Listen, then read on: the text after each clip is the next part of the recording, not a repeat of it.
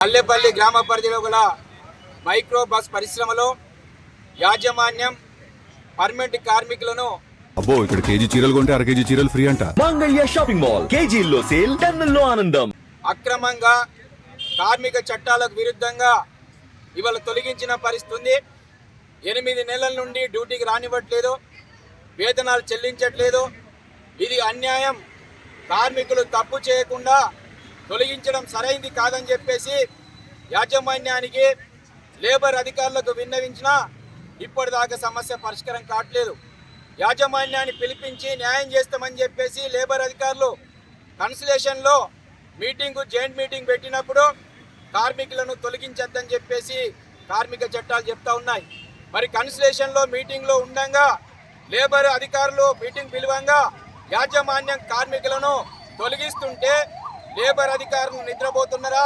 కార్మిక చట్టాలను ఉల్లంఘిస్తున్న యాజమాన్యం మీద ఎందుకు చర్య తీసుకోవట్లేదని చెప్పేసి మేము అడుగుతా ఉన్నాం. ఒకవైపేమో పర్మనెంట్ కార్మికులను బయట పంపించి కాంట్రాక్ట్ కార్మికులతో పర్మనెంట్ కార్మికులు చేయవలసిన పని ఇవాళ కాంట్రాక్ట్ కార్మికులతో చేయిస్తా ఉన్నారు. కోర్ యాక్టివిటీలో కాంట్రాక్ట్ కార్మికులు చేయొద్దని చెప్పేసి కార్మిక చట్టం చెప్తా ఉంది.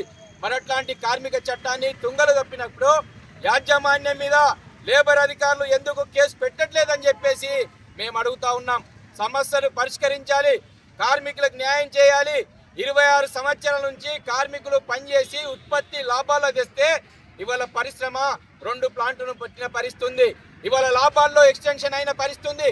మరి లాభాలలో పనిచేయడానికి కార్మికులు కష్టపడితే ఎందుకు బయటకు పంపించారు? కార్మికులకు న్యాయం చేయాలని చెప్పేసి కలెక్టర్ గారికి కార్మిక శాఖ మంత్రికి చెప్పినా ఇప్పటిదాకా న్యాయం జరగట్లేదు. మాకు న్యాయం చేయాలి, లేదంటే మాకు సమస్య పరిష్కారం చేయాలని చెప్పేసి 5 రోజుల నుంచి కలెక్టర్ ఆఫీస్ ముందు నిరాహార దీక్ష చేస్తుంటే లేబర్ అధికారులు బయటకు రావట్లేదు. అంటే లేబర్ అధికారులకు కార్మికులు అంటే పట్టింపు లేదా? యాజమాన్యాలే కావాలా మీకు? ఈ రోజు సంగారెడ్డి జిల్లాలో 1375 పరిశ్రమల్లో 2 లక్షల మంది కార్మికులు పనిచేస్తా ఉన్నారు. కార్మికులకు న్యాయం చేయాలని చెప్పేసి లేబర్ డిపార్ట్మెంట్ ఉంది. లేబర్ డిపార్ట్మెంట్ కార్మికులకు న్యాయం చేయకుండా యాజమాన్యాల కొత్త పలుకుతా ఉన్నారు. ఇది సరైంది కాదు.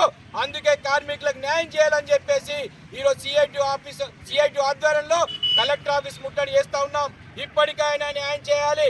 కలెక్టరు లేబర్ అధికారులు బయటకు రావాలి.